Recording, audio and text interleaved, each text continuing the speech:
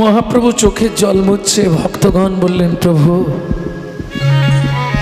তুমি তো কথা দিয়েছিলে ওকে, ভক্ত ইচ্ছা জগৎময়, তুমি যখন কথা দিয়েছো ও চাইছে, তা তুমি দিলে যদি ও খুশি হয় তুমি দিয়ে দাও। মহাপ্রভু বললেন, এটা সম্ভব নয়, কোনো জীবিত ব্যক্তিকে সমাধি দেওয়া যায় না।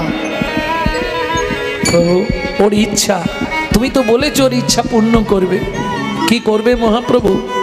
বাধ্য হয়ে বাসু ঘোষ গিয়ে গর্তের নিচে বসলো, আর মহাপ্রভু 3 চোল মাটি বাসুদেবের মাথার ওপর দিয়ে বললে, বাসু তোকে জীবনের মতো আমি সমাধি দিয়ে গেলাম। সঙ্গে সঙ্গে ভক্তরা মাটি দিতে শুরু করলো, মাটি চাপা দিয়ে দিল জীবিত বাসু ঘোষকে মাটির নিচে। 3 দিন মহাপ্রভু উঠিতে নারিল, উঠিতে নারিল, সমাধির ওপরেতে কাঁদিতে লাগিল, কাঁদিতে লাগিল।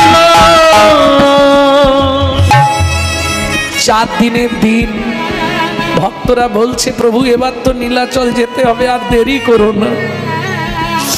যাবার আগে মহাপ্রভু বাসু ঘোষের ওই সমাধির ওপরেই বসেছিল।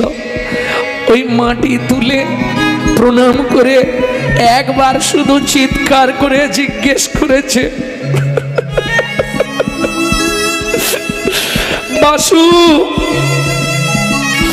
আমি আসছি। বাসু, বাসু রে, ও বাসু তুই কেমন আছিস?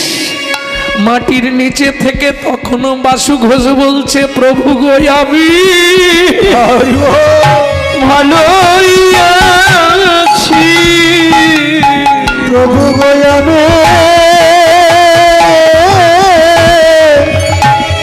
ভালো আছি,